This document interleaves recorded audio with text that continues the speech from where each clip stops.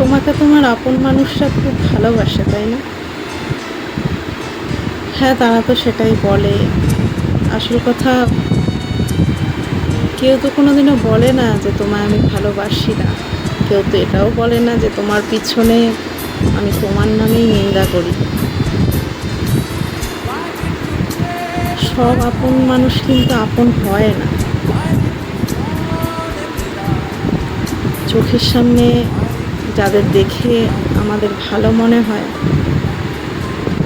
কিন্তু যখন একটু ডিপলি চিন্তা করি তখন মনে হয়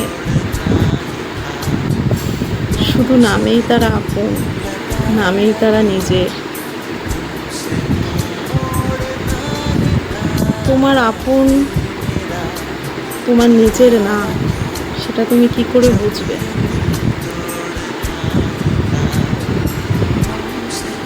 তোমার খারাপ সময় যে তোমার পাশে থাকবে না, তোমার খারাপ সময় যে তোমাকে অজুহাত দেবে, সে তোমার আপন হয়েও আপন না। সবসময় এইটা ভাবতে হবে, এটা চিন্তা করতে হবে নিজের মধ্যে, যে কে আমার ভালো সময় রইল আর কে আমার খারাপ সময় রইল।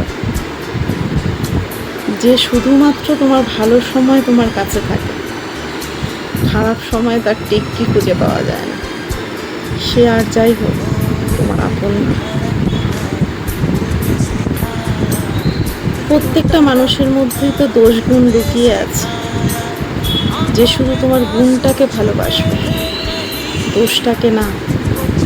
যে তোমার অন্যায়টাকে ভালোবেসে নিতে পারবে না, অপরাধটাকে মানিয়ে নিতে পারবে না, সে কিন্তু তোমার আপন না।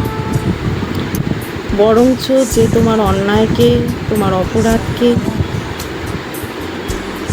ভালোবাসবে, তোমাকে বুঝিয়ে দেবে কোনটা ঠিক কোনটা ভুল, কিন্তু তোমার পাশ থেকে সে সরবে না, সে কিন্তু তোমার নিজের লোক। আর যে তোমার অন্যায় দেখে তোমার কাছ থেকে দূরে সরে যাবে, সে কিন্তু তোমার নিজের লোক কোনোদিনই না। যে শুধু অজুহাত দেবে, সময় ছিল না গো তাই কথা বলতে পারিনি, কাজের খুব চাপ তাই ফোন করতে পারিনি, সে কোনোদিনও তোমার। বরঞ্চ যে শত কাজের মাঝেও তোমার জন্য অন্তত 5টা মিনিট সময় করে নেবে, সেই তোমার নিজের মানুষ। ব্যস্ত তো সবাই, কিন্তু আপন লোকের খবর নেওয়ার জন্য 5টা মিনিট সময় করাই যায়, তাই না?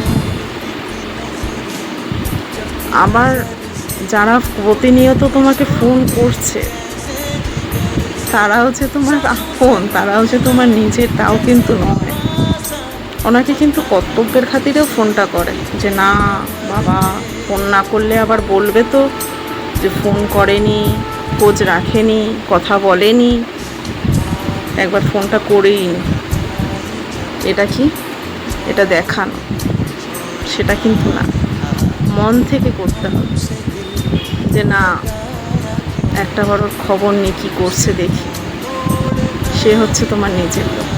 এরম অনেক উদাহরণ আছে যা খুব সহজেই বোঝা যায় যে কে তোমার কতটা কাছের। আমি আগে বুঝতাম না, অবুঝ ছিলাম, ভীষণ বোকা, কিন্তু থাকতে থাকতে, ঠোকা খেতে খেতে, আঘাত খেতে খেতে বুঝে গেছি। তোমরাও খুব তাড়াতাড়ি বুঝে যাও, যত তাড়াতাড়ি বুঝবে ততই তোমাদের লাভ। সবাই ভালো থেকো, সুস্থ থেকো, আর অন্যদেরকে সব সময় ভালো রেখো, কেন সবাইকে না নিয়ে চললে আমরা কোনোদিনও ভালোভাবে বাঁচতে পারবো না। টাটা।